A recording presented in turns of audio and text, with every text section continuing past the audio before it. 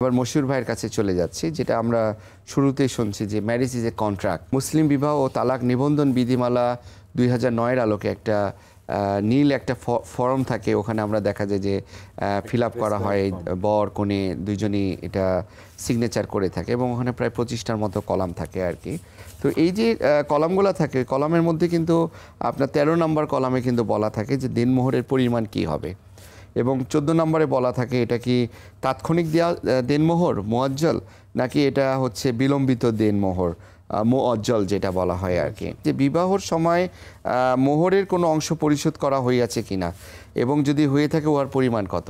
এখানে আমার প্রশ্নটা, অনেক সময় মেয়েকে দেয়া গয়নাগাটি দেওয়া হয় আর কি, ধরেন দিনমোহর করা হলো হচ্ছে 10 লক্ষ টাকা এবং ওখানে 5 লক্ষ টাকার হচ্ছে গয়না দেওয়া হলো, উসুল তো এটা কি উসুল দেখায় যে এটার কি আইনগত ভিত্তি আছে কিনা, এটা দেখানো যায় কিনা? এটার আইনগত ভিত্তি আছে। আচ্ছা, কারণ যেটা উসুল দেখানো হয় ওটা মোট যে দেনমোহরের পরিমাণ থেকে ওটা বাদ দিয়েই বকেয়া দেনমোহর বাকিটা দিতে হবে। আমি মলয় স্যারকে একটু অ্যাড করতে চাচ্ছি এটার সাথে আর কি। 5 লক্ষ টাকার হচ্ছে গয়না দিল, 5 লক্ষ টাকা উসুল, এখন বাকি 2 লক্ষ টাকার ধরেন ফার্নিচার দিল, আসবাবপত্র দিল, তাহলে কি বাকি 2 লক্ষ টাকাও উসুল দেখানো যাবে কিনা? হবে, দেখানো যাবে না। তাই তো বহু লোক তার স্ত্রীকে ফ্ল্যাট কিনে দিয়েছে, ধরেন জি, ফ্ল্যাটটা কেনার সময় দলিল হয়, সেই দলিলে যদি লেখা না থাকে যে এটা আমি দেনমোহর বাবদ শোধ করলাম, তাহলে কিন্তু সেই দেনমোহর বাবদ এই ফ্ল্যাটটা ধরা হবে না। যতক্ষণ পর্যন্ত দেনমোহরের বিপরীতে কেউ কিছু না দিবে, ততক্ষণ পর্যন্ত ঢাকা শহরে 1.5 কোটি টাকা ফ্ল্যাট, 2.5 কোটি টাকা ফ্ল্যাট কিনে দিলে এটা কিন্তু দেনমোহর সঙ্গে কাউন্ট হবে না।